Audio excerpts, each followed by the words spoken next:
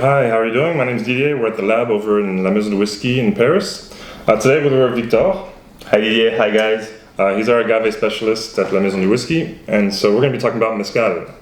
So specifically the difference between artisanal and ancestral mezcal.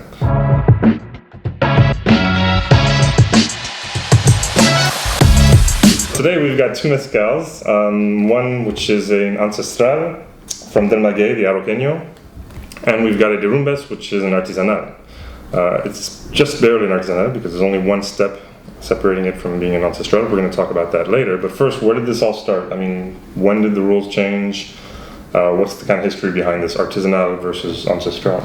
Yeah, so actually they just changed the regulation 2 years ago. It was in 2016, 3 years ago now. And it was kind of just separates different tradition. One is the Spanish tradition. So 500 years ago, they brought the copper steel distillation process. And in the other side, the ancestral way is kind of more the heritage of the Philippine tradition. We're using more raw materials. Exactly.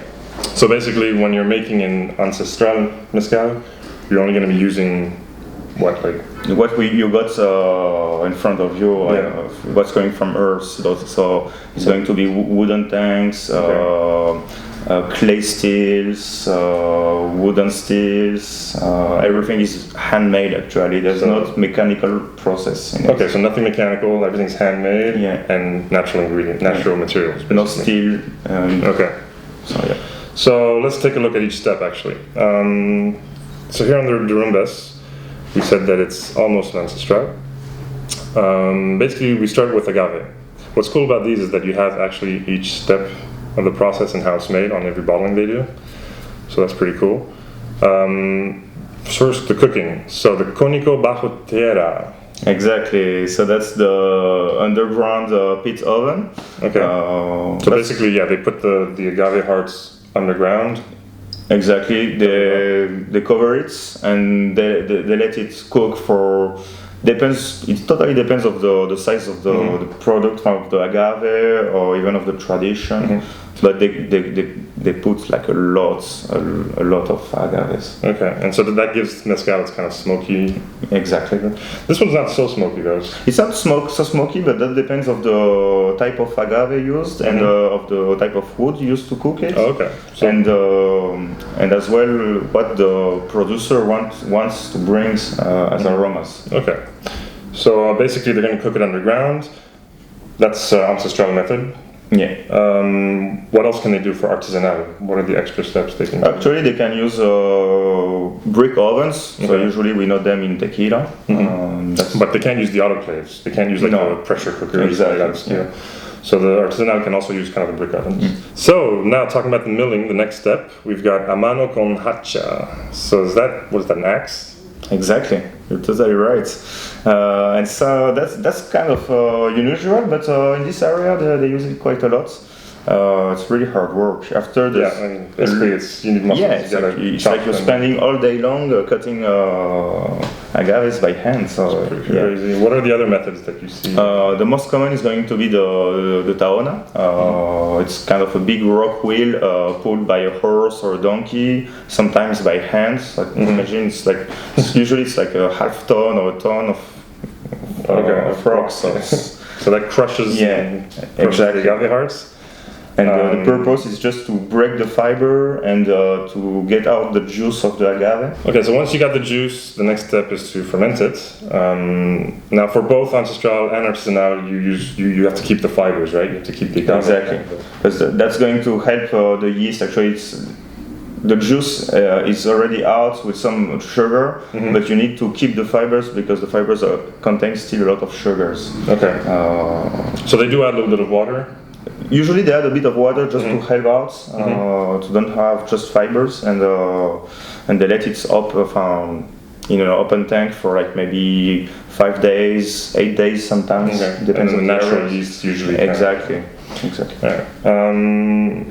And so what makes artisanal versus ancestral as far as the fermentation goes? Because here it says natural en madera. En madera. So that's a wood container. Exactly. So basically the difference between artisanal and ancestral, what would that be? So that's the most common vat wood used in for the fermentation. You can find it in both styles. Then on the last step is the distillation, and this is where it doesn't fit into the ancestral category. It's híbrido madera cobre, so wooden copper hybrid. Exactly. And so why doesn't that fit? It's just really simple. It's all about the raw material, the material used to make the steel. In the ancestral, you can't use nothing modern, I would say. So they're not able to use copper tools for the process. Okay, so because part of the still is in copper, Exactly. It's just no longer fits. going. So what do they use for here? This is a proper ancestral mezcal. Exactly, that's a proper mezcal. It's coming from just an amazing village called Santa Catarina Minas. It's a village where all the producers produced ancestral mezcal. So everyone is working with clay pot stills. Okay, so here it's just clay stills. Yeah, exactly. And that's why it fits into the... Yeah, basically in the ancestral way, all the stills are made out of clay or wood. That's the main thing. And so then you've got the mezcal with no kind of appellation, no artisanal or no ancestral, which is just plain mezcal. Exactly. It's a modern mezcal. It's a mezcal who they stopped making it 10, 15 years ago, and they're just using the big industrial tools. It's column stills, diffusers. Exactly. Thanks for everything. My pleasure, We Didier. learned a lot. See you soon. We have a little quick question for you in the comments. Yes. So you might have noticed this. What is it? What's it called? What is it used for? You see those a lot in Mexico? Yeah, that's really common. You can find that in the mezcal area, so the mezcal bars, or even when you visit a producer, they give you that. Let us know if you think you know what it is. If you like the show, give us a thumbs up and follow us for more. Bye, guys.